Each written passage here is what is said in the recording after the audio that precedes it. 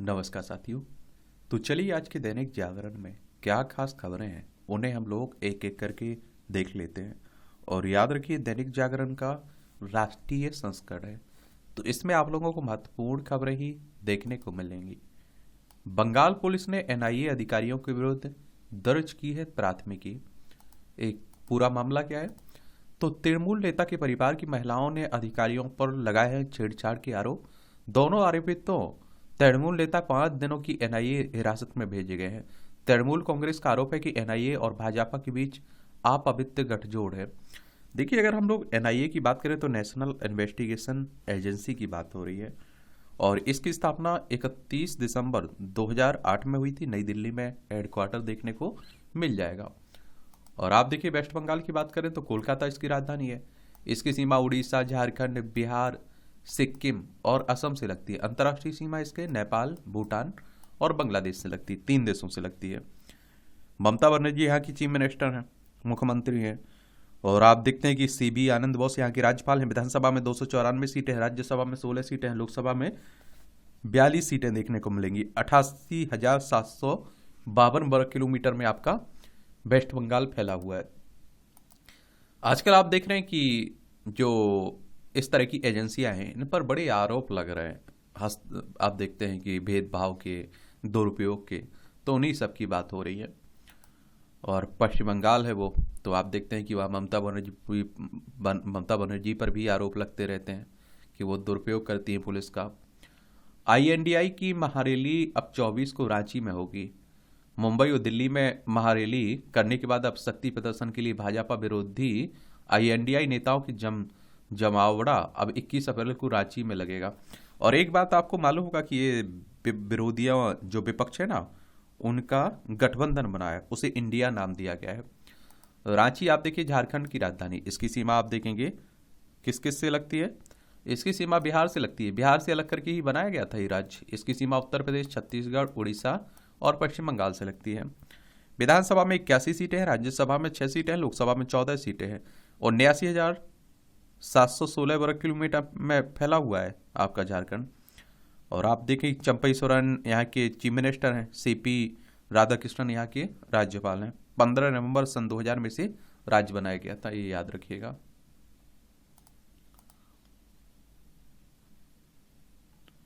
रूस में तैयार हो रहे हैं भारत के 2 युद्धपोत। तो आप देखते हैं कि रूस में भारतीय नौसेना के 2 युद्धपोत तैयार किए जा रहे हैं। माना जा रहा है कि इस साल के अंत तक ये युद्धपोत भारतीय नौसेना की बेड़े में शामिल हो जाएंगे। और दरअसल इन युद्धपोत को रूस द्वारा अब तक भारत को सौंपा जाना था, लेकिन यूक्रेन युद्ध के कारण इन्हें तैयार करने में देरी हो रही है। पहला युद्धपोत आप देखते हैं आईएनएस तुसिल के नाम से जाना जाएगा, जबकि दूसरा युद्धपोत आईएनएस तमाल होगा इसका नाम। और हमारे पड़ोसी पाकिस्तान हो, चाइना जैसे हो, तो हमें सुरक्षा पर अपनी ध्यान देना ही होता है। देखिए, रूस है, यूक्रेन देखने को मिलेगा, ये हमारा प्यारा भारत आपको दिखाई दे रहा है। अब टुकड़े टुकड़े गैंग की भाषा बोलने लगे कांग्रेस के अध्यक्ष। आप देखते हैं मोदी जी कह रहे हैं, ये आप सभी जानते हैं कि लोकसभा के चुनाव हैं और लोकसभा में टोटल 543 सीटें हैं। लोकसभा सदस्य का चुनाव डायरेक्ट जनता यानी कि मतदाताओं के द्वारा होता है। अगर आपकी उम्र 18 साल हो चुकी है तो वोटर सूची में आपका नाम जुड़ चुका होगा, आप लोग वोट डालने भी जाते होंगे। और अगर आपकी उम्र 25 साल हो चुकी है तो लोकसभा सदस्य का चुनाव लड़ सकते हैं। और ये चुनाव करवाता कौन है? इलेक्शन कमीशन ऑफ इंडिया, भारतीय निर्वाचन आयोग, एक संवैधानिक संस्था है। संविधान के अनुच्छेद 324 के तहत चुनाव आयोग की स्थापना की बात की गई है और 25 जनवरी 1950 में स्थापना हुई थी। 25 जनवरी को आप लोग मतदाता दिवस मनाते हैं। नई दिल्ली में आप लोगों को हेडक्वार्टर देखने को मिलेगा। सुकुमार सेन पहले मुख्य चुनाव आयुक्त थे। फ्रिज और स्मार्ट टीवी की रसीद ने बढ़ाई हेमंत सोरेन की मुश्किल, रांची भूमि घोटाला। ईडी ने चार्जशीट में फ्रिज व स्मार्ट टीवी की जीएसटी बिल भी लगाया और ईडी ने बताया कि हेमंत सोरेन के कब्जे में थी 8.86 एकड़ जमीन। केयर टेकर की बेटी के नाम पर स्मार्ट टीवी और बेटे के नाम पर फ्रिज आप देखेंगे। याद देखिए कि वहीं झारखंड की बात हो रही है भूमि घोटाले की, जिसमें हेमंत सोरेन की यहाँ की पूर्व मुख्यमंत्री की गिरफ्तारी हुई थी। ईडी यानी कि इन्फोर्समेंट डायरेक्टरेट की बात कर रहा हूँ। प्रवर्तन निदेशालय की इसकी स्थापना की अगर हम लोग बात करें तो नई दिल्ली में इसका हेडक्वार्टर देखने को मिलेगा। और इसकी स्थापना कब हुई थी, डेट आप लोगों को बताना है। तो इसकी स्थापना 1 मई 1956 में हुई थी।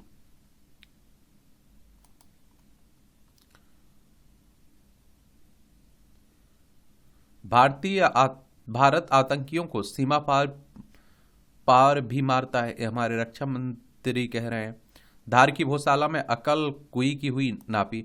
ये आप देखिए मध्य प्रदेश की बात चल रही है, और यहाँ आप देखिए कहा जा रहा है कि यहाँ सरस्वती मंदिर को तोड़कर मस्जिद बनाई गई है, तो यहाँ भी हिंदू मुस्लिमों का विवाद बना हुआ है। अगर मध्य प्रदेश की बात करें, भोपाल इसकी राजधानी, 1 नवंबर 1956 में इसकी स्थापना हुई थी। इसकी सीमा उत्तर प्रदेश, राजस्थान, गुजरात, महाराष्ट्र, छत्तीसगढ़ से लगती है। विधानसभा में 230 सीटें हैं। राज्यसभा में 30, राज्यसभा में कितनी 11 सीटें हैं, लोकसभा में 29 सीटें आपको देखने को मिल जाएंगी। डॉक्टर मोहन यादव यहाँ के मुख्यमंत्री हैं। सैन्य क्षमता का प्रदर्शन, तो भारतीय वायुसेना ने रविवार को गगन शक्ति अभियान के अंतर्गत उन्नाव में लखनऊ आगरा एक्सप्रेसवे पर लड़ाकू विमान सुखोई की सफल लैंडिंग करके अपनी शक्ति और क्षमता का परिचय दिया है। कांग्रेस को अपेक्षित परिणाम ना मिले तो राहुल को पीछे हट जाना चाहिए। प्रशांत किशोर बोले, कामयाबी नहीं मिले तो ब्रेक लेने में बुराई नहीं है। एआई मशीन लर्निंग से मिल रही मौसम पूर्वानुमान की सटीक सूचना। एक राष्ट्र एक चुनाव में की योजना बनाने में मौसम का ध्यान रखना चाहिए। डीजी ने कहा, पूर्वानुमान सटीक होने से विभाग के प्रति लोगों की धारणा बदली है। और एआई यानी कि आर्टिफिशियल इंटेलिजेंस की बात हो रही है, कृत्रिम बुद्धिमत्ता की। अब आप देखेंगे कि राष्ट्रीय राजधानी से जुड़ी खबरें हैं, और दिल्ली से। दिल्ली की राजधानी क्या है? दिल्ली की राजधानी आप लोगों को बताना है। विधानसभा में सीटें कितनी है? आप देखेंगे कि 70 सीटें हैं। राज्यसभा में 3 सीटें, लोकसभा में 7 सीटें देखने को मिलेंगी। अरविंद केजरीवाल यहाँ के चीफ मिनिस्टर हैं। तो आप देखते हैं कि वही चल रहा है। अरविंद जी की गिरफ्तारी हो चुकी है, तो वहीं आरोप प्रत्यारोप एक दूसरे पर लगाए जा रहे हैं।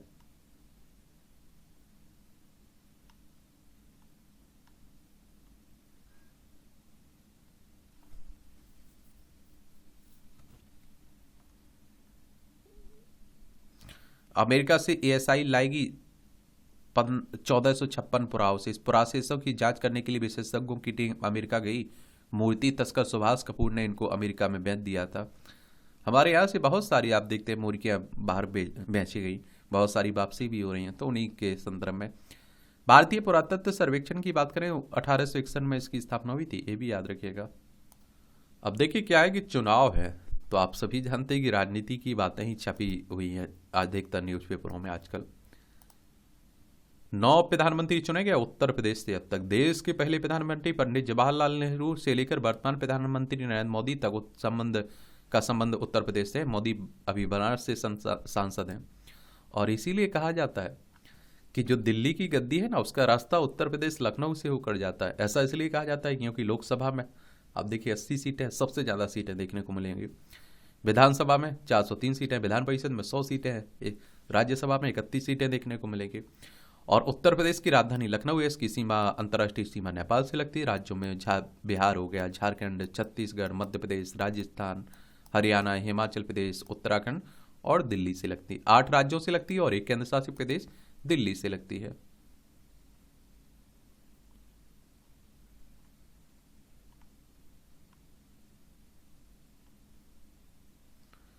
पीएम बनने से पहले गांव जाने की तैयारी कर रहे थे नरसिम्हा राव। देखिए, तो ये सब नेताओं की बात हो रही है।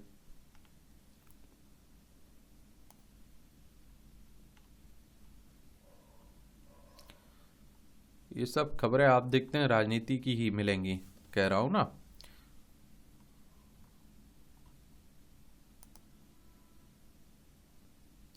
सात चरणों में होने वाला लोकसभा चुनाव में युवा और शहरी मतदाताओं को मतदान के लिए प्रेरित करने के लिए निर्वाचन आयोग टर्निंग 18 अभियान चला रहा है, और युवा व पहली बार वोट देने वाले मतदाताओं को प्रेरित किया जा रहा है। यू आर द वन अभियान भी चलाया जा रहा है। अब आप देखते हैं कि 67% के करीब 2019 के लोकसभा चुनाव में वोटिंग हुई थी, यानी कि 32%, कितना 32 से 33%, लगभग 33% के करीब आप देखेंगे लोगों ने वोट ही नहीं डाले थे। तो उन्हें भी जागरूक करके वोट डालना जरूरी माना जाता है। परिवर्तन चिंतन सम्मेलन की सीडीएस करेंगे अध्यक्षता।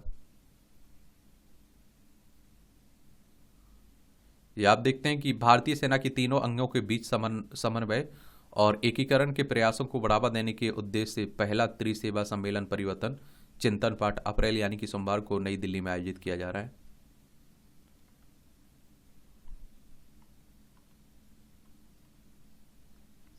सेब भारत, जिस फसल का सिर्फ नाम सुना था आज उससे हो पा रहे हैं अच्छा दाम। बिहार के किसान ने सह फसली खेती पर 3 गुना तक बढ़ाई आय। बेबी कॉर्न भी उगाते हैं, खेती से भी उपज खरीदने आते हैं व्यापारी। एमएसपी की भी चिंता नहीं है इसमें, अच्छी पहल है किसान के लिए। विचारधारा बनाम सत्ता सुख, चुनाव का मौसम है, नेता हो या फिर राजनीतिक दल सबके लिए चुनाव में जीत ही अंतिम लक्ष्य है। माननीय जीत की संभावनाओं की तलाश में रातों रातों पुरानी पार्टी छोड़कर नए दल में शामिल हो रहे हैं। शर्त बर्त है कि टिकट मिले या बेहतर भविष्य की गारंटी हो। यह पार्टी की विचारधारा, नीतियां, कार्यक्रम कोई मायने नहीं रखते हैं आज। मैं इसीलिए तो कहता हूँ नेता है वो कुछ भी कर सकते हैं, और तो इसलिए ज़्यादा आपको भरोसा करना भी नहीं है, नेताओं से ज़्यादा नैतिकता की उम्मीद भी नहीं रखना है। और आप देखिए नेता दल बदल करते हुए उन मतदाताओं के बारे में भी नहीं सोचते हैं जिन्होंने उसकी पार्टियों की नीति, कार्यक्रम, विश्वसनीयता के आधार पर वोट दिया था। राजनीति के वर्तमान दौर में चुनावी मौसम में दल बदल आम हो गया है। चुनाव विधानसभा का हो या फिर लोकसभा का, ऐसा लगता है कि जनप्रतिनिधि दल बदल के लिए चुनाव करीब आने का इंतजार करते हैं। आम दिनों में सांसद विधायक दल बदल पर रोक लगाने के नियम तो है, लेकिन चुनाव मौसम में नेताओं को रातों रात पार्टियां बदलने से रोकने वाला कोई नियम नहीं है। जनप्रतिनिधि इसका फायदा उठाते हैं। ऐसे में यह पड़ताल का मुद्दा है, क्या राजनीति में विचारधारा का कोई स्थान नहीं बचा है और सत्ता ही सब कुछ है। अब तो एन के एन प्रकरण, माननीयों को चाहिए कुर्सी। जनप्रतिनिधियों या राजनीतिक दलों के लिए विचारधारा अब ऐसी बंदिश नहीं रही और जिसे तोड़ा ना जैसे गए। अब सत्ता या टिकट के लिए नेता जनप्रतिनिधि दल बदलने में जरा भी संकोच नहीं करते हैं। जनता भी ऐसे जनप्रतिनिधियों को चुन रही है। ऐसे में चुनाव से पहले बड़े पैमाने पर दल बदलने का ट्रेंड मजबूत हुआ है। और आप खुद देखिए कि हमारे नेताओं की अंतरात्मा चुनाव के समय ही जागती है, या जब पैसा मिलता है, जब कुछ ना कुछ कुर्सी की लालच दिया जाता है टिकट का, तो उनकी अंतरात्मा तुरंत जाग जाती है। देश के मतदाताओं के साथ मजाक है दल बदल। ठीक चुनाव से पहले टिकट के लिए या दूसरे लाभ के लिए जनप्रतिनिधियों का दल बदल करना मतदाताओं के साथ मजाक है। इसके लिए राजनीतिक दल भी उतने ही जिम्मेदार है, क्योंकि अगर राजनीतिक दल विचारधारा और जोड़ दें और ऐसे अवसरवादी जनप्रतिनिधियों को अपने दल में शामिल ना करें तो इस पर काफ़ी हद तक अंकुश लगाया जा सकता है। नियम कानून से कुछ नहीं होने वाला है। और एक बात आप लोग देखिएगा कि इनकी अंतरात्मा जागती है चुनाव के समय ही। और आप सोचिए, खुद सोच के देखिए, अगर किसी को जनता ने चुनाव जिताया है, वोट दिया है, तो जिस पार्टी में जा रहा है उसके खिलाफ ही दिया होगा, तब आपको जिताया। लेकिन आप जनता से पूछते नहीं है कि हमें उसी पार्टी में शामिल होना चाहिए या नहीं होना चाहिए, वो शामिल हो जाते हैं।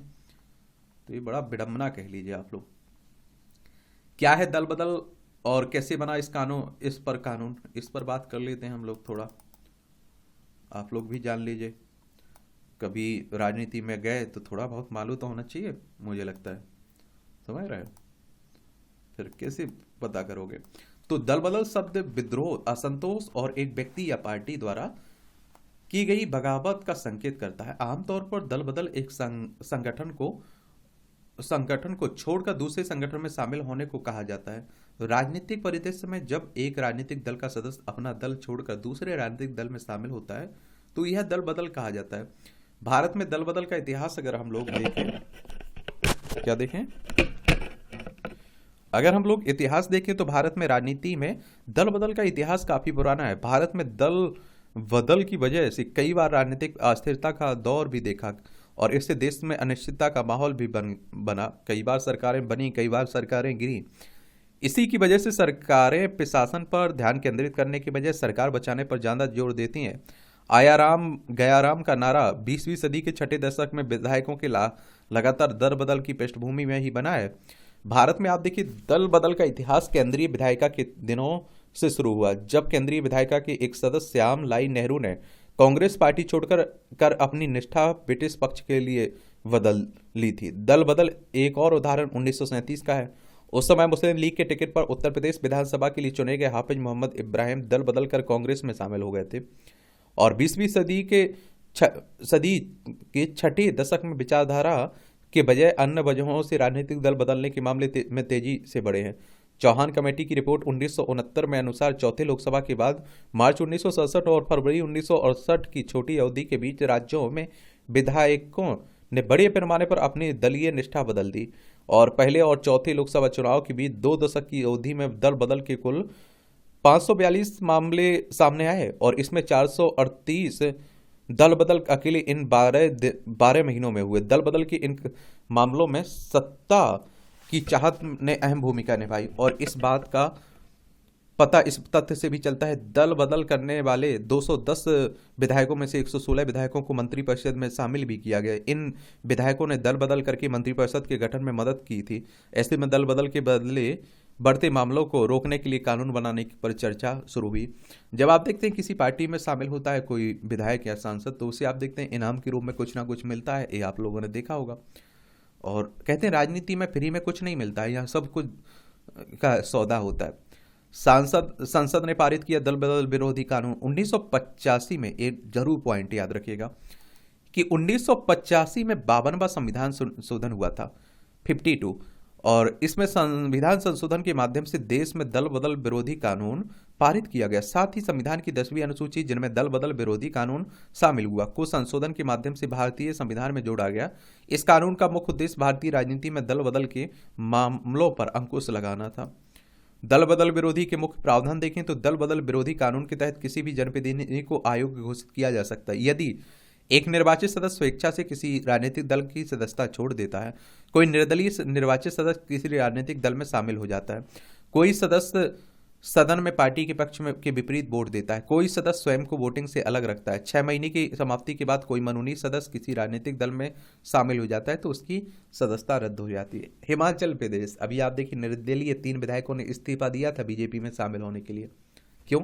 क्योंकि उनकी विधानसभा सदस्यता रद्द हो जाती है अगर वो इस्तीफा ना देते और बीजेपी में शामिल हो जाते। तो ये है। अब दल बदल कानून की कमियां क्या बताई जाती हैं तो विलय को लेकर समस्या। 10वीं अनुसूची का नियम 4 विलय से जुड़े मामलों में सदस्यों को अयोग्य ठहराए जाने से कुछ हद तक राहत देता है, लेकिन कानून में कुछ खामियां भी हैं।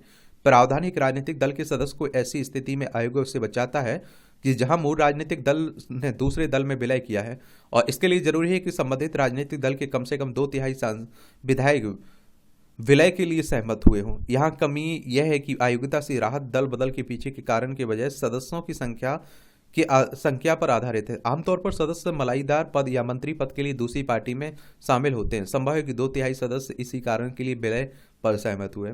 निष्कासन तो दल बदल विरोधी कानून की एक बड़ी कमी ये भी बताई जाती है कि इसमें राजनीतिक दल द्वारा सदस्यों के निष्कासन की स्थिति से निपटने के लिए कोई प्रावधान नहीं किया गया है। राजनीतिक दल के पास पार्टी के संविधान के तहत सदस्यों को निष्कासन करने का अधिकार है, लेकिन सदस्य को पार्टी संविधान के तहत कोई अधिकार नहीं मिला हुआ है। स्पीकर को व्यापक अधिकार मिले हुए हैं। और 10वीं अनुसूची के का नियम 6 सदन के अध्यक्ष को दल बदल के मामले में सदस्यों की अयोग्यता को लेकर व्यापक अधिकार देता है। यहाँ इस बात पर गौर किया जाना चाहिए कि अध्यक्ष अब भी उस पार्टी का सदस्य है जिसने उसे अध्यक्ष पद के लिए नामित किया है। ऐसे में यह उम्मीद करना मुश्किल है कि अध्यक्ष अपनी राजनीतिक पार्टी के मामले में निष्पक्ष होकर काम करेगा। और कानून के अनुसार इस मामले में अध्यक्ष का फैसला अंतिम होता है, लेकिन अध्यक्ष अपना फैसला सुनाने में कितना समय लेगा इसका लिए कोई समय सीमा तय नहीं की गई। पार्टी अदालत जा सकती है, लेकिन इसके लिए जरूरी है कि अध्यक्ष का फैसला आ गया हो। चुनाव सुधार पर दिनेश गोस्वामी कमेटी और चुनाव आयोग ने सिफारिशों की कि 10वीं अनुसूची के तहत अयोग्यता के मुद्दे पर फैसले करने का अधिकार राष्ट्रपति या राज्यपाल को दिया जाए, जो चुनाव आयोग की सलाह पर काम करेगा। हालांकि अब तक इस सिफारिश को लागू नहीं किया गया है। ममता बनर्जी के सांसदों ने आज देखते ही पाला बदलकर बीजेपी के साथ गठबंधन कर लिया था, बीजेपी में चले गए थे, लेकिन आप देखते हैं कि वो अभी तक सदस्य बने रहे, उनकी सदस्यता रद्द नहीं हुई क्योंकि लोकसभा अध्यक्ष बीजेपी का था और उन्होंने फैसला ही नहीं किया। अब चुनाव आ गए तो ये देखने को मिलता है। सब राजनीति की बातें हैं, इतना तो आप सभी जानते हैं कि नहीं जान पाते हैं। हमारे देश में ऐसा कुछ नहीं होता है जिसमें राजनीति ना हो।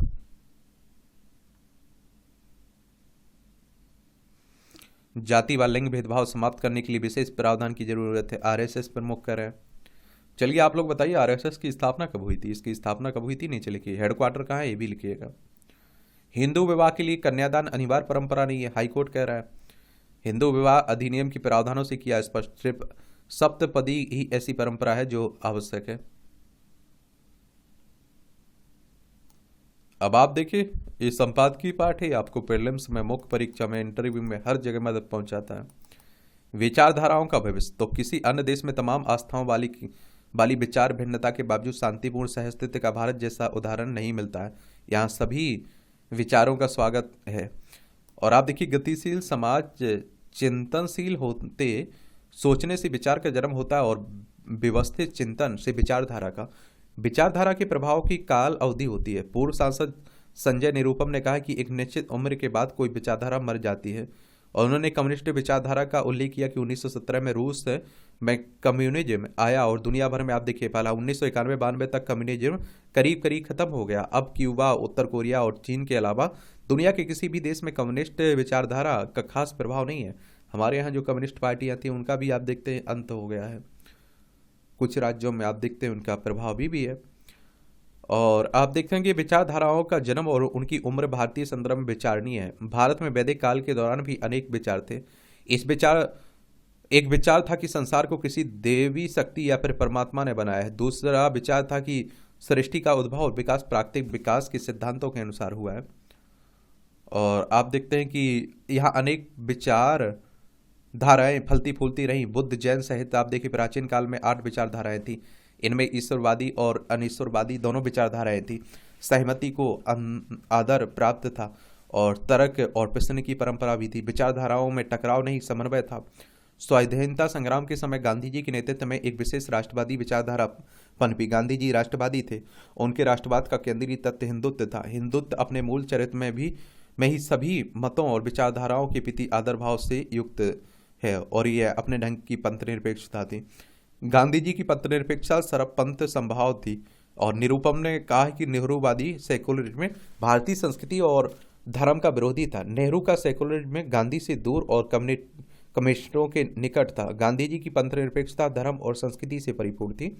और निरुपम ने ठीक कहा है कि नेहरूवादी सेकुलरिज्म की विचारधारा अब समाप्त हो चुकी है। कांग्रेस अप्रासंगिक हो चुकी है, और सेकुलरिज्म भारतीय विचार नहीं है। यह चर्च और यूरोपीय राजाओं के संघर्ष में समझौता का परिणाम था।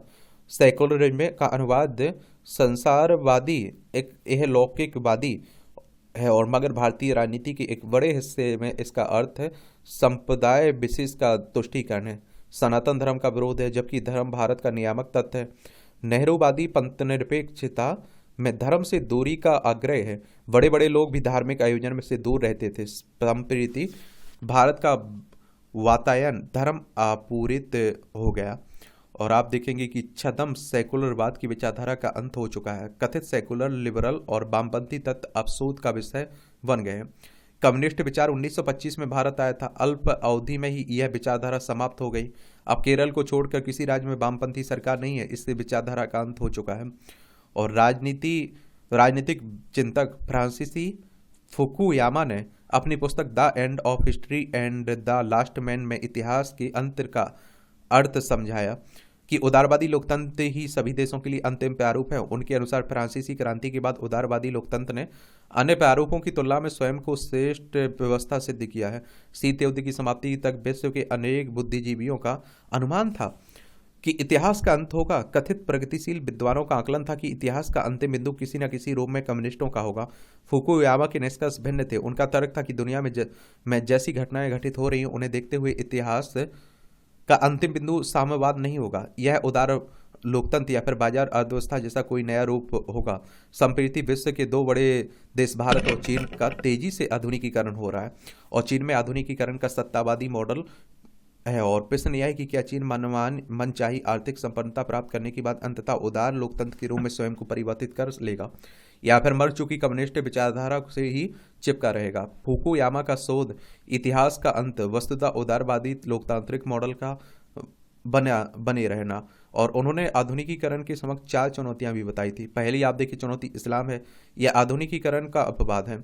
और इंडोनेशिया और तुर्की में लोकतांत्रिक संस्थाएं हैं, अरब जगत में लोकतंत्र नहीं है। आधुनिकता विरोधी यह विचारधारा जिहादी आतंकवाद का स्रोत है। दूसरी, वैश्विक स्तर पर हमारी संस्थाएं इन समस्याओं से निपटने में सक्षम नहीं है। बेशक संयुक्त राष्ट्र है, लेकिन यह एक कमजोर संस्था है। संयुक्त राष्ट्र यानी कि यूनाइटेड नेशंस की बात हो रही। 24 अक्टूबर 1945 में इसकी स्थापना हुई थी। न्यूयॉर्क यूएसए में इसका हेडक्वार्टर देखने को मिलेगा। तीसरा मुद्दा शासन और विकास से जुड़ा है। चुनौती प्रौद्योगिकी भी है और तकनीकी प्रगति तमाम समस्याओं को हल करने में सक्षम रही है, हालांकि हमेशा इसकी गारंटी नहीं होती। ग्लोबल वार्मिंग के बारे में कई गंभीर भविष्यवाणियों के सच होने के बावजूद तकनीकी समाधान नहीं मिला है। सामूहिक विनाश के हथियार और जैव विविधता, जैव प्रौद्योगिकी को की चुनौती भी गंभीर मामले हैं। और वैचारिक सैमुअल हटिंगटन की क्लैश ऑफ सिविलाइजेशन के तर्क भिन्न है। वह लोकतंत्र और आधुनिकीकरण के स्तर को इतिहास का अंत नहीं मानते। उनके अनुसार संस्कृति तमाम देशों के बीच मतभेद का कारण बनी रहेगी। उन्होंने सभ्यताओं के संघर्ष को अनिवार्य बताया। भारत में जाति पंथ जैसे विभेदक तंत्र है, किंतु एक संस्कृति के प्रभाव में भारत सबसे बड़ा आधुनिक लोकतंत्र है। भारत जैसी सांस्कृतिक निरंतरता कहीं नहीं दिखती है। भारतीय संस्कृति और समाज में आप देखिए देश काल के अनुसार आत्म रूपांतरण की क्षमता है। भारत की राष्ट्रवादी विचारधारा में पुनर्नवा शक्ति है। काल वहाँ अलग होता रहता है, काल संगत जुड़ता रहता है और सदियों से यहाँ लोकतांत्रिक संस्थाएं हैं और आधुनिकीकरण का प्रभाव तेज है।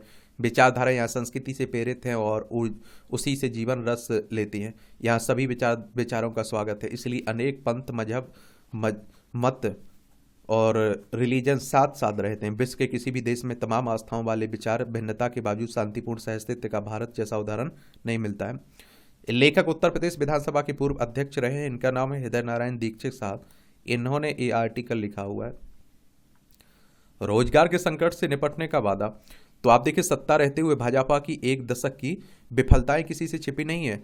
आज आप देखते हैं कि देश में असमानता चरम पर है, बेरोजगारी आसमान छू रही, ग्रामीण भारत गंभीर संकट से जूझ रहा है, लोकतांत्रिक संस्थाओं को खोला कर दिया गया है। अब लोगों को सपना दिखाया जा रहा है कि चमत्कारिक ढंग से होने जा रहे प्रगति के लिए 2037 में अमृत काल की प्रतीक्षा करें, लेकिन देश के मौजूदा हालात के बीच किसी को सही मायने में लोगों का प्रतिनिधि करना होगा, शासन की बागडोर संभालनी होगी। कांग्रेस के पास इसका अनुभव है और उसने उन संस्थाओं का निर्माण किया है जिनमें से अधिकांश को आज ध्वस्त किया जा रहा है।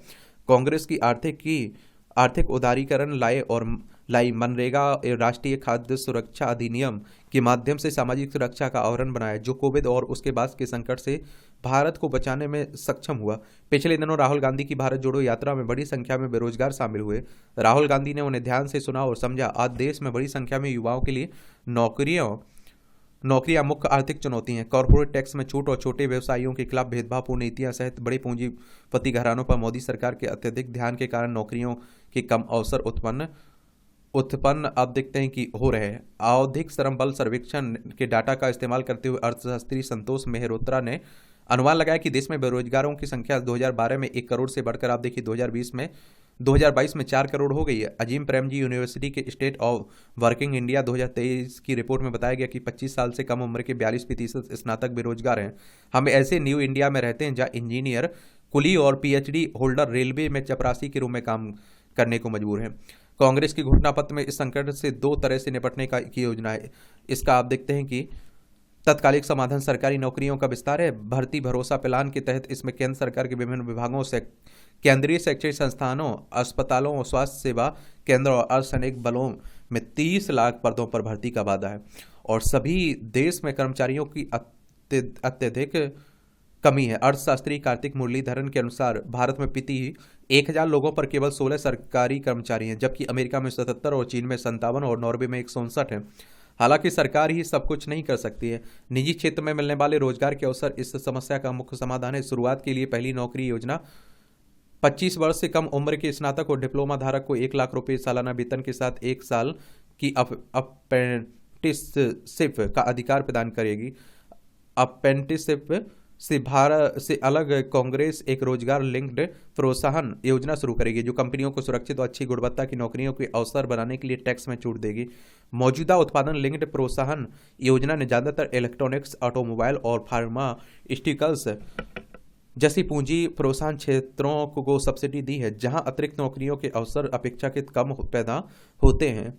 कई युवा अपनी खुद का व्यवसाय भी स्थापित करना चाहते हैं, लेकिन उनके पास फंड नहीं है। 40 साल से कम उम्र के युवाओं के लिए कांग्रेस 5000 करोड़ रुपए का एक युवा रोशनी फंड आप देखते हैं कि स्थापित करेगी। इसे भारत के हर जिले में व्यवसायों को धन उपलब्ध कराने के लिए अनिवार्य किया जाएगा। कांग्रेस ने यह जानने के लिए सामाजिक, आर्थिक, जाति जनगणना का वादा किया कि हमारे समाज में संसाधनों का वितरण कैसा है। शारीरिक सुरक्षा का डर अभी भी कई महिलाओं को नागरिक और श्रमिक के रूप में पूरी तरह से भागीदारी से रोकता है। इसका एक समाधान सरकारी निर्णयों में महिलाओं की भागीदारी को बढ़ाना है, ताकि महिलाओं के हितों और दृष्टिकोण को बेहतर ढंग से उभारा जा सके। स्थानीय सरकार में महिलाओं के आरक्षण का पंचायत की प्राथमिकताओं पर खासा प्रभाव पड़ा। कांग्रेस संसद और विधानसभाओं में महिलाओं के लिए 33% आरक्षण सीटें आरक्षित करने की सरकार के अस्पष्ट वादे को तुरंत लागू करेगी। पार्टी से आगे बढ़ाते हुए 2025 में केंद्र सरकार की सभी नई नौकरियों में महिलाओं को 50% आरक्षण देगी। और असुरक्षा की भावना महिलाओं की श्रम शक्ति भागीदारी को भी बाधित करती है। उन्हें अच्छी सुविधाएं मिलें, इसके लिए कांग्रेस कामकाजी महिलाओं के हॉस्टल की संख्या दोगुनी करेगी। अपराधों की रिपोर्ट करते समय कई महिलाओं को मुश्किलों और असंवेदनशीलता का सामना करना पड़ता है। इसका मुकाबला करने के लिए कांग्रेस महिलाओं को जानकारी और कानूनी सहायता प्रदान करने के लिए प्रत्येक पंचायत में एक अधिकार मैत्री नियुक्त करेगी। पिछले दशक में हमारी लोकतांत्रिक संस्थाओं पर सुनियोजित ढंग से हमला किया गया। कांग्रेस के घोषणा पत्र में सबको भय से मुक्ति का वादा भी किया गया है। यह व्यवसाय नागरिक संस्थान सभी पर लागू होगा। इसके लिए मानहानि के अपराध की श्रेणी से बाहर किया जाएगा। निजता का अधिकार दिया जाएगा। व्यक्तिगत विकल्पों में स्वतंत्रता, वीवीपैट की अनिवार्यता, पुलिस एवं जांच एजेंसियों कानूनों के अनुसार काम करें, यह सुनिश्चित होगा। कुल मिलाकर कांग्रेस आम चुनाव में जीतती है तो डर के बजाय आस्था पर ध्यान केंद्रित करेगी और भारतीयों को प्रजा के बजाय नागरिक होने का गौरव फिर से बहाल करेगी। लेखक कांग्रेस की घोषणा पत्र समिति के सदस्य हैं। इनके द्वारा लिखा गया है। अमिताभ दुबे हैं। आप देखते हैं कांग्रेस की तो तारीफ करेंगे, नॉर्मल सी बात है। बीजेपी के द्वारा लिखा जाता है, ऊपर के बीजेपी से जुड़े हुए नेता तो उन्होंने, आप देखते हैं कि बीजेपी के पक्ष में लिखते हैं कई बार, तो ये सब देखने को मिलता है। मैं इसीलिए स्मार्ट तरीके को अपनाने की बात करता हूँ कि आप लोग स्मार्ट तरीका अपनाया करिएगा। बीजेपी का नेता लिख रहा होगा तो अपनी तारीफ लिख रहा होगा, कांग्रेस वाला कमियां लिख रहा होगा, तो आपके पास पॉजिटिव पॉइंट यानी कि सकारात्मक पॉइंट और नकारात्मक पॉइंट आ जाते हैं। एक अपना व्यू रखा करिएगा, आंसर बन गया एक तरह से। नवयुग, समय आता है जाता है, दिन सप्ताह मास और वर्ष भी आते हैं चले जाते हैं। आवागमन का यह क्रम युग युगांतर से चला आ रहा है। क्षण क्षण परिवर्तनशील प्रकृति का दृश्य नवीनता का प्रमाण है। यह काल की गति का परिणाम भी है। इसलिए हर पल को स्वीकार करना चाहिए, परिवर्तन का स्वागत करना चाहिए, भूतकाल से अनुभव लेना चाहिए, भविष्य काल पर आशा रखनी चाहिए, लेकिन वर्तमान पर विश्वास रखना चाहिए। यही उचित प्रयोग है। भारत सहित अन्य देशों में नव संवत्सर आरंभ हो रहा है और नवरात्र का अवसर भी होता है। यह सुख शांति और प्रगति का क्षण होता है। यह पल पल प्रकृति का स्वागत काल विशेष अल्प है। अच्छा कॉलम लिखा जाता है, देखा करिए, पढ़ा करिएगा। इसकी पीडीएफ आपको टेलीग्राम पर मिल जाएगी। एजुकेशन सर्कल प्लेटफॉर्म है ना टेलीग्राम पर, वहीं। तुष्टीकरण की राजनीति, तो आप सभी जानते हैं कि हमारे देश में नेता किसी भी हद पर जाते हैं, तो पढ़ना हो तो पढ़ सकते हैं आप लोग। दायित्व मतदान, लोकसभा चुनाव में एक बार फिर प्रत्याशी जनता के सामने है और यही वह अवसर होता है जब जनता सभी को देख परख कर एक लोकप्रिय सरकार के लिए अपने प्रतिनिधि चुनती है। लोकतंत्र में संविधान प्रदत्त वोट का अधिकार ही जनता की सबसे बड़ी ताकत है, जिसका सम्मान करते हुए मतदान के प्रति अपने कर्तव्य का निर्वहन भी उतना ही आवश्यक है। प्रथम चरण का मतदान 19 अप्रैल को होना है, जिसमें बिहार की गया, नवादा, औरंगाबाद, जमुई सीट है। और इस पर आप देखिए मतदान के लिए चुनाव आयोग की तैयारी चल रही। प्रशासन यह सुनिश्चित करने में जुटा है कि प्रत्येक व्यक्ति अपने मताधिकार का प्रयोग करे। आम जन का दायित्व बनता है कि लोकतंत्र के इस उत्सव में अपनी 100% भागीदारी सुनिश्चित करते हुए मतदान के लिए बूथों पर निश्चित रूप से जाए। जनता के लिए और जनता द्वारा चुनी गई सरकार ही लोकतंत्र की परिभाषा है। वह तभी सार्थक होता है जब आप देखिए आमजन की इसमें उत्साह से भागीदारी हो। और पिछले चुनाव में यह देखा गया कि शहरी क्षेत्रों में ग्रामीण क्षेत्रों की अपेक्षा मतदान प्रतिशत कम रहा है और शहरों में तो अपेक्षाकृत अधिक सुविधा है। फिर आप देखते हैं फिर यह उदासीनता क्यों? जब संविधान अपनी इच्छा अनुसार अपना प्रतिनिधि चुनने का अवसर देता है तो उसका सदुपयोग नहीं करना भी अपना दायित्व निर्वहन से भागना ही है। फिर भी आप देखते हैं कि ये व्यवस्था को कोसते भी है, जबकि व्यवस्था के निर्माण में अपनी भागीदारी से मुंह मोड़ लेते हैं। यह उचित नहीं है कि आयोग ने बुजुर्गों के लिए घर पर ही मत डालने की व्यवस्था की है। दिव्यांगों और महिलाओं के लिए विशेष व्यवस्था की जा रही है। यह प्रयास तभी सफल होगा जब सभी इसमें सहयोग करेंगे। विभिन्न संस्थाएं, प्रबुद्ध जनों का भी दायित्व बनता है कि वे समाज में जागरूकता का प्रयास करें। जागरूक समाज का निर्माण, तो गत दिनों नोएडा में स्थित एक स्कूल में 8वीं कक्षा में पढ़ने वाली एक बच्ची से वह कर दिखाया जो बड़े बड़े समाज सुधारक भी शायद ही कर पाते। उसने अपने साथी नाबालिग लड़की को बाल विवाह जैसे कुचक्र से बचा लिया है। जहां पिछली सदी में बच्चों के मनोरंजन के लिए घर बाहर के खेल कूदा करते थे, वहीं आज एक मोबाइल सब पर भारी पड़ रहा है। बच्चे कॉपी किताब से मुंह निकाल कर सीधा मोबाइल में घुस जाते हैं। ऐसे समय में कोई बच्चा जागरूकता की मिसाइल पेश कर दे तो यह स्थिति सुखद आश्चर्य पैदा करती है। आज जिस मामले में कक्षा 8वीं की बच्ची ने जरूरी हस्तक्षेप दिखाया हुआ काबिल गौर है। बच्ची ने संज्ञान लेते हुए सबसे पहले संवेदनात्मक स्तर पर पीड़ित बच्ची की परेशानी सुनी होगी और समझी होगी। फिर उसे यह विश्वास दिलाया होगा कि जो बात वह बताएगी उससे सार्वजनिक नहीं किया जाएगा। तभी पीड़िता ने अपना मुंह खोला होगा। बात यही खत्म नहीं होती। पीड़ित साथी की शिकायत सुनकर भी उसने सुनने वाली बच्ची चुप रह सकती थी, क्योंकि उसके भीतर ज्यादतियों के प्रति जागरूकता थी। इसलिए सही समय पर उसका दिमाग काम कर गया और इस बात का संकेत कि उस बच्ची के परिवार ने उसके परिवार संवेदनात्मक रूप से सक्षम बनाते हुए होगी अपनी बात कहने की शक्ति उसे बचपन से मिली होगी। तभी जागरूकता बच्ची से पीड़ित बच्ची की शिकायत स्कूल के प्राचार्य की तक पहुंचाई। उस मामले को पुलिस की संज्ञान में लाया। जागरूकता व्यक्ति को अपने साथ साथ दूसरों को भी बेहतर ढंग से समझने में मदद करती है।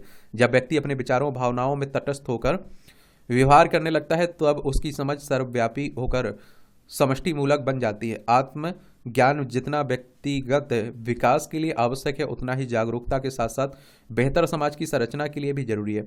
संवाद न केवल समस्याओं के बारे में पता लगाने का जरिया है, बल्कि उसके द्वारा पीड़ा निवारण के लिए हल भी खोजे जा सकते हैं। सुंदर दुनिया देखने के अभिलाषी माता पिता को इस ओर जरूर देखना होगा। अपने शिशु के सर्वांगीण विकास में उन्हें समतामूलक जागरूकता के पहलुओं पर भी ध्यान देना होगा। बचपन से ही आप देखिए बच्चों के साथ संवाद स्थापित करने होंगे। संवाद करने के लिए उन्हें प्रोत्साहित भी करना होगा। बच्चा जितना अपने प्रति सचेत रहना सीखे, उतना ही अपने आसपास की छोटी छोटी घटनाओं को भी नोटिस करे, उस पर बात करें। माता पिता के साथ अपने विचार साझा करें, तब जाकर कोई बच्चा एक तेज नज़र वाला यानी दूरदृष्टि रखने वाला नागरिक बनेगा। अच्छा कॉलम है, अच्छी पहल भी है। यहाँ भी आप टिप्पणियाँ रहती हैं, देख सकते हैं आप लोग। वर्ल्ड हैप्पीनेस इंडेक्स भारत के संदर्भ में भ्रामक दृष्टिकोण। अब इस रिपोर्ट पर जो इंडेक्स आया हुआ है, इस पर सवाल खड़े किए जा रहे हैं, कुछ इसी के बारे में लिखा जा रहा है। तो हर साल प्रकाशित होने वाली वर्ल्ड हैप्पीनेस इंडेक्स जीवन संतुष्टि के आधार पर देशों का मूल्यांकन करती है। एक समृद्ध संस्कृति, जीवंत समुदाय और बढ़ती अर्थव्यवस्था का दावा करने के बावजूद भारत निरंतर स्वयं को इस सूचकांक में काफी नीचे पाता है। यह विसंगति एक महत्वपूर्ण सवाल उठाती है। क्या यह इंडेक्स वास्तव में भारत जैसे देश में खुशी का सार पकड़ पाती है, और क्या इस मामले में एक अधिक सूक्ष्म ढांचे की आवश्यकता है? वस्तुतः सतत विकास समाधान नेटवर्क के नेतृत्व में इस इंडेक्स को बनाने के लिए लगभग 150 देशों में सर्वेक्षण किया जाता है, जिसके तहत 0 से आप देखिए 10 के पैमाने पर अपने जीवन की संतुष्टि का मूल्यांकन करने के लिए कहा जाता है। और इसके बाद आप देखते हैं कि इसके बाद रैंकिंग स्वयं रिपोर्ट के किए गए आंकड़ों के आधार पर निर्धारित किया जाता है। इसमें सरकार और संस्थानों के प्रति भरोसे के साथ ही आय, स्वास्थ्य, सामाजिक समर्थन को भी ध्यान में रखा जाता है। निसंदेह यह एक मूल्यवान उद्देश्य को पूरा करता है। यह जीवन संतुष्टि के लिए एक वैश्विक बेंचमार्क प्रदान करता है, संस्कृतियों में तुलना की अनुमति देता है और कल्याण पर अंतर्राष्ट्रीय संवाद को बढ़ावा देता है। हालांकि आलोचकों का तर्क है कि सूचकांक खुशी की एक विशिष्ट पश्चिमी समझ को प्राथमिकता देता है, संभावित रूप से उन अद्वितीय संस्कृति मूल्यों की अनदेखी करता है जो भारत जैसे समाजों में कल्याण में योगदान करती हैं। यह इंडेक्स संतुष्टि की व्यक्तिगत भावना पर अत्यधिक जोर देता है। यह भारत जैसी सामूहिक संस्कृतियों में उतनी दृढ़ता से प्रतिबिंबित नहीं हो सकता है, जहां परिवार और समुदाय की भलाई को व्यक्तिगत इच्छाओं पर प्राथमिकता दी जाती है। भारत में मजबूत सामाजिक बंधन और अपनेपन की भावना खुशी के महत्वपूर्ण निर्धारक है। उदाहरण के लिए व्यक्तिगत आय पर आप देखिए इस इंडेक्स का ध्यान एक मजबूत विस्तारित पारिवारिक नेटवर्क से प्राप्त सुरक्षा और समर्थन पर कब्जा नहीं कर सकता है, भले ही यह कभी कभी आप देखिए तनाव का कारण हो सकता है। सामाजिक बंधनों का महत्व, तो वर्ल्ड हैप्पीनेस इंडेक्स या विश्व सुख सूचकांक सामाजिक समर्थन को एक प्रमुख कारक के रूप में आप देखिए स्वीकार करता है, लेकिन यह भारत में सामाजिक संबंधों की जटिल प्रकृति को पूरी तरह से आप देखते हैं कि पकड़ नहीं सकता है। और मित्र की अवधारणा केवल दोस्ती से परे है, और जिसमें आप देखिए वफादारी और पारंपरिक समर्थन की गहरी भावना शामिल है। और इसी तरह ये आप देखिए वसुधैव कुटुंबकम की अवधारणा सभी प्राणियों के परस्पर जुड़ाव पर जोर देती है, और जिसमें सामाजिक कल्याण की व्यापक भावना को बढ़ावा मिलता है। इस जिसे इंडेक्स के मैट्रिक्स द्वारा पूरी तरह से पकड़ा नहीं जा सकता है। साथ ही यह इंडेक्स सीधे तौर पर धर्म और आस्था के महत्व को भी नहीं मापता है, जो अधिकांश भारतीयों के लिए अर्थ के महत्वपूर्ण स्रोत हैं। आध्यात्मिक भारतीय जीवन के ताने बाने बाने में गहराई से बुनी हुई है, जो प्रतिकूल परिस्थितियों में आंतरिक शांति और लचीलेपन की भावना प्रदान करती है। आर्थिक कारण, किसी देश की आर्थिक वृद्धि को अक्सर खुशी के चालक के रूप में देखा जाता है। हालांकि आमदनी पर इस इंडेक्स का ध्यान सीधे तौर पर व्यक्तिगत खुशी पर नहीं पड़ सकता है, खासकर महत्वपूर्ण आय असमानता वाले देशों में। भारत की आर्थिक तेजी समान रूप से वितरित नहीं हो सकती है। जीवन यापन की बढ़ती लागत आर्थिक विकास के बीच भी वित्तीय तनाव पैदा कर सकती है। वस्तुतः भारत में खुशी के संकेतक सांस्कृतिक संदर्भ को स्वीकार करना महत्वपूर्ण है। भारत में संस्कृति का धागा कुछ इस तरह से आपस में जुड़ा है कि उससे पैदा होने वाली खुशी को मापना आसान नहीं है। और अब देखिए, देखा जाए तो मजबूत पारिवारिक बंधन भारतीय समाज का आधार है। विस्तारित परिवार भावनात्मक और व्यवहारिक समर्थन का एक सुरक्षा जाल प्रदान करते हैं, जिससे सभी पीढ़ियों के लिए सुरक्षा एवं अपनेपन की भावना को बढ़ावा मिलता है। जबकि बहुपीढ़ी वाले परिवार चुनौती पेश कर सकते हैं। वे बुजुर्गों और छोटे बच्चों के लिए सहायता प्रदान करते हैं। समुदाय पर यह जोर पारिवारिक इकाई से परे धार्मिक प्रथाओं, त्योहारों और अनुष्ठानों के साथ साझा उद्देश्य और अर्थ की भावना को बढ़ावा देते हैं। इसमें विश्वास एक महत्वपूर्ण भूमिका निभाता है। कठिनाई के समय आप देखते हैं सांत्वना प्रदान करता है और जीवन के आशीर्वाद के लिए कृतज्ञता को बढ़ावा देता है। विभिन्न चुनौतियों का सामना करने के बावजूद भारतीय अक्सर उल्लेखनीय लचीलापन प्रदर्शन करते हैं।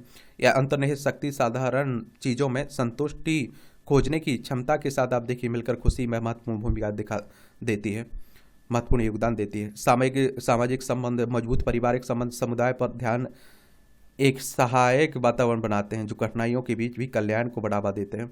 एकारक पारंपरिक खुशी सूचकांकों में उपयोग किए जाने वाले भौतिक संकेतकों द्वारा पूरी तरह से पकड़ में नहीं आ सकते हैं, लेकिन वे भारत में खुशी के जीवन के अनुभव को आकार देने में महत्वपूर्ण भूमिका निभाते हैं। अधिक समावेशी ढांचा, तो यह इंडेक्स जीवन संतुष्टि के संदर्भ में मूल्यवान आंकड़े प्रदान करता है, लेकिन भारत जैसे देश पर लागू होने में इसकी सीमाएं स्पष्ट हो जाती हैं। यह इंडेक्स व्यक्तिगत भावनाओं और भौतिक कारकों को प्राथमिकता देता है, खुशी को आकार देने में सांस्कृतिक मूल्यों के महत्व की उपेक्षा करता है, जबकि समाज में मजबूत पारिवारिक बंधन, आध्यात्मिक कल्याण और सामुदायिक संपर्क के महत्व को प्रतिबिंबित करने वाले मैट्रिक्स को शामिल करके भविष्य की खुशी सूचकांकों को और अधिक सूक्ष्म बनाया जा सकता है। इसके अतिरिक्त भावनात्मक कल्याण, उद्देश्य की भावना और जीवन संतुष्टि कथाओं पर सर्वेक्षण शामिल करने से केवल संख्याओं से परे खुशी की एक समृद्ध तस्वीर पेश की जा सकती है। प्रसन्नता महज एक आप देखते हैं क्षणभंगुर भावनात्मक स्थिति से कहीं बड़ी चीज है। भलाई को मापने के लिए एक अधिक समग्र ढांचे में उत्कर्ष की अवधारणा पर विचार किया जाना चाहिए, जिसमें उद्देश्य, अर्थ, विकास और सकारात्मक संबंध शामिल हैं। इन तत्वों को पकड़ने वाले सूचकांक भारत में सामाजिक कल्याण का अधिक सार्थक उपाय प्रदान करेंगे।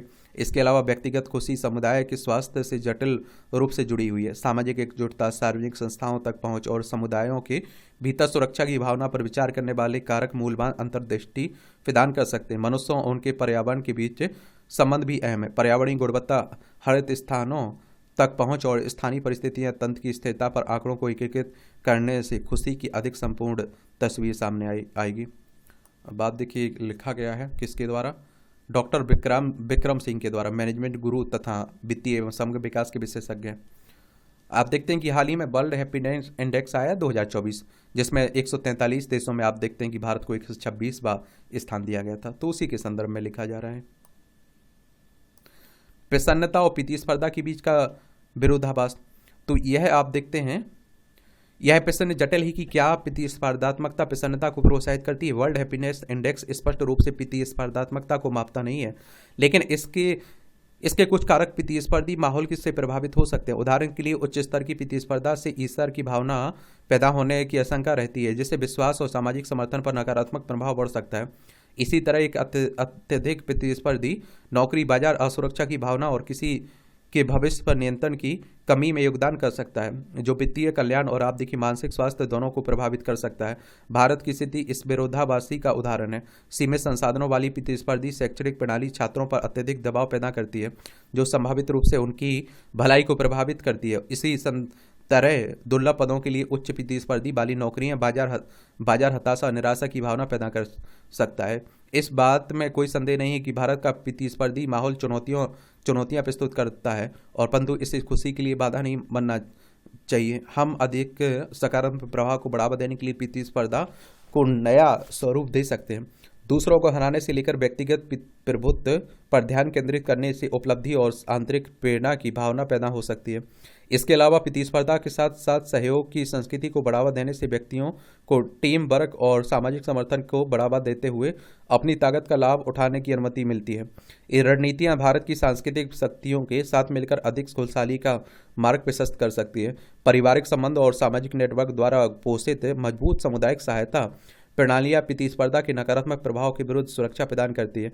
भारत की समृद्ध आध्यात्मिक परंपरा स्वीकृति, आंतरिक शक्ति और कृतज्ञता पर जोर देती है, जो चुनौतियों के बीच आप देखिए बीच में खुशी की नींव प्रस्तुत करती हैं। लिहाजा ये आवश्यक है कि भौतिक सफलता से ध्यान हटाकर वास्तविक प्रसन्नता खोजने पर ध्यान केंद्रित किया जाए। जीवन में उद्देश्य खोजने पर ध्यान केंद्रित करना, चाहे वह सामाजिक जिम्मेदारी, पर्यावरणीय चेतना या बड़े हित में योगदान के माध्यम से हो, अधिक सार्थक मूल अस्तित्व की ओर ले जा सकता है।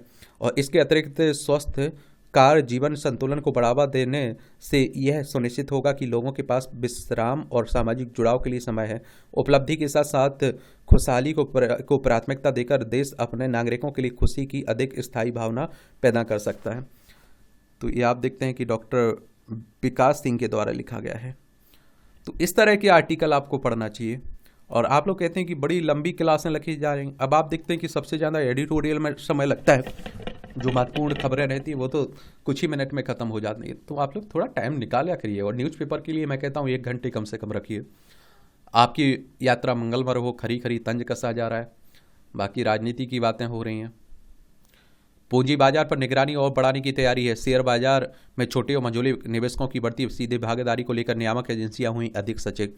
आम जनता की भागीदारी बढ़ने से दुनिया में का चौथा सबसे बड़ा शेयर बाजार बना भारत। निवेशकों को गलत सूचना देकर बरगलाने की कोशिश करने वालों पर लगेगी लगाम। 400 लाख करोड़ डॉलर का भारतीय शेयर बाजार, 60 लाख नए निवेशक हर महीने बाजार में कर रहे हैं प्रवेश। और AI से कार कुशलता और नवाचार में हो सकती बढ़ोतरी।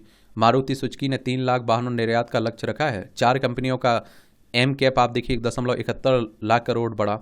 ब्लैक रॉक और ADIA ने वेदांता में हिस्सेदारी बढ़ाई।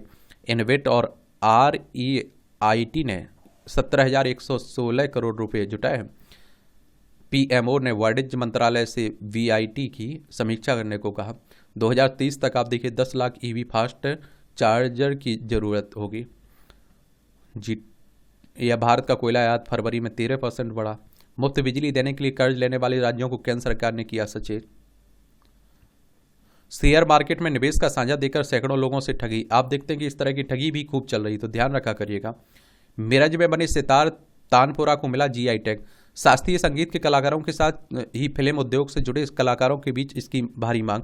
देश के कई हिस्सों में मिरज निर्मित होने का दावा कर बेचे जाते हैं वाद्य यंत्र। अब इससे मिलेगी आप देखते हैं कि निजात। पंडित भीमसेन जोशी जैसे बड़े कलाकार कर चुके हैं यहाँ बने वाद्य यंत्र का उपयोग। अच्छी बात है। विकसित भारत की गाथा लिखने में युवा निभाएंगे अग्रणी भूमिका, हमारे उपराष्ट्रपति जगदीप धनखड़ साहब कह रहे हैं।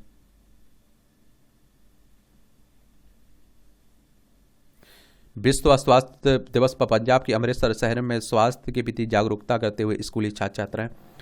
7 अप्रैल 1948 में स्थापना हुई थी ना WHO की, वर्ल्ड हेल्थ ऑर्गेनाइजेशन की, और इसलिए आप देखते हैं कि 7 अप्रैल को आप लोग विश्व स्वास्थ्य दिवस मनाते हैं। इस बार की थीम रखी गई है मेरा स्वास्थ्य मेरा अधिकार, और इसका हेडक्वार्टर जेनेवा स्विट्जरलैंड में देखने को मिलेगा। अब आप देखिए अंतर्राष्ट्रीय खबरें हैं। ये आप देखिए संयुक्त राष्ट्र महासभा के अध्यक्ष भारत में डिजिटलीकरण के मुरीद हुए और बुनियादी ढांचे के विकास में किया जा रहा है निवेश से प्रभावित हुए। कहा डिजिटलीकरण को से भारत को मिल रहा है काफी लाभ। ये हाउती का दावा, अमेरिकी ब्रिटिश और इजरायली जहाजों को बनाया निशाना। ये आजकल आप देख रहे हैं ईरानी दूतावास पर हमले के बाद इजरायल हिजबुल्लाह में टकराव बढ़ा। आजकल आप देख रहे हैं कि इजरायल और हमास में कि यहाँ भी काफी चल रहा है। ट्रंप बोले गला घोंटने वाले आदेश के उल्लंघन पर जेल जाना सम्मान की बात है। आकाश सुरक्षा समझौते में जापान हो सकता है शामिल। अमेरिका, ब्रिटेन, ऑस्ट्रेलिया नए सदस्यों के बारे में करेंगे विचार। चीन को रोकने के लिए अमेरिका, ब्रिटेन और ऑस्ट्रेलिया आकाश सुरक्षा समझौते में नए सदस्यों को शामिल करने पर बातचीत कर रहा है। चलिए अच्छी बात है।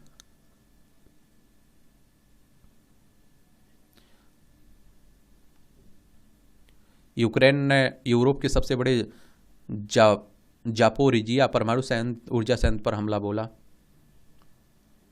IAEA ने कहा हमले में ड्रोन का किया गया प्रयोग, कोई गंभीर क्षति नहीं पहुंची है।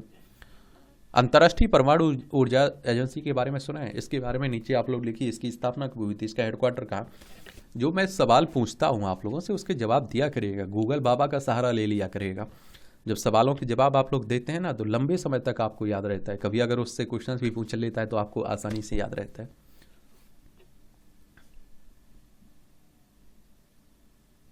पीटीआई ने अली जफर को सीनेट में नेता प्रतिपक्ष के लिए नामित किया है। ये पाकिस्तान की बात हो रही है। अबू धाबी हिंदू मंदिर में सांस्कृतिक संध्या काल का आयोजन हुआ है। स्लोवाकिया राष्ट्रपति चुनाव में पीटर पेलेग्रिनी विजयी हुए हैं। चीन में पारंपरिक बोट फेस्टिवल, आप देखिए पूर्वी चीन ताइझोउ में पारंपरिक क्विटोंग बोट फेस्टिवल एक वार्षिक उत्सव है जिसमें प्रतिभागी नावों पर डेकन डांस और लाइन डांस और अन्य लोक नृत्य करते हैं। ये आप देखेंगे कि कहते हैं इस उत्सव का ऐतिहासिक महत्व है। चीन के साथ शाही मिंग राजवंश से संबंध रहा है 1368 से 1644 से इस राजवंश ने चीन पर शासन किया था। चलिए अच्छी बातें हैं। नेपाल के सुनसरी जिले में धार्मिक आयोजन को लेकर भड़का विवाद, कर्फ्यू जारी। धीरेन्द्र शास्त्री के आगमन को लेकर विचार कर रहे हैं विश्व हिंदू परिषद के कार्यकर्ताओं के साथ मारपीट के साथ ये बगड़ा। ये आप देखिए नेपाल, ये उत्तराखंड, उत्तर प्रदेश, बिहार, सिक्किम, पश्चिम बंगाल, 5 राज्यों की सीमा लगती है, हमारा पड़ोसी है। अब आप देखिए ये खेल का क्षेत्र है और IPL चल रहा है, तो IPL को तो आप लोग काफ़ी देख भी रहे होंगे। क्रिकेट के बारे में क्या सोचते हैं, कुछ नॉलेज की जानकारी नीचे लिखिए आप लोग।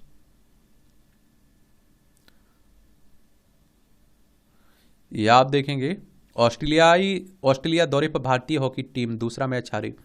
कॉलिंस ने साकारी को हराया। Miami open championship, Daniel Collins ने चार्ल्सटन ओपन टेनिस टूर्नामेंट में सेमीफाइनल में मारिया साकारी को सीधे सेट में हराकर दूसरे फाइनल में जगह बनाई। टियाफो बैन के बीच फाइनल में गत चैंपियन फ्रांसीसी टियाफो और 30 वर्षीय वैन सेल्टन ने रविवार को यहाँ अपने मुकाबले में जीतकर अमेरिकी पुरुष क्ले कोर्ट टेनिस चैंपियनशिप में फाइनल में स्थान हासिल किया। मेसी ने वापसी पर दागा गोल। लियोन मेसी की बात हो रही है। मोंटे कार्लो के मुख्य ड्रा में पहुंचकर नागल ने रचा इतिहास। सुमित नागल की बात हो रही है। कैंडिडेट शतरंज में प्रज्ञानंद और वैशाली जीते। चुनावी जंग में साहित्य की योद्धा।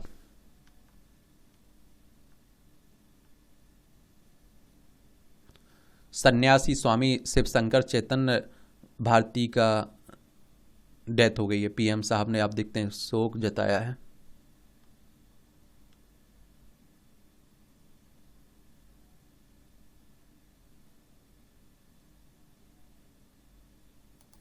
अब आप देखिए जनरल नॉलेज की खबरें भी यहाँ से मिल जाती हैं आपको, जनरल नॉलेज के लिए और परीक्षा के पॉइंट ऑफ व्यू से भी पॉइंट मिल जाते हैं।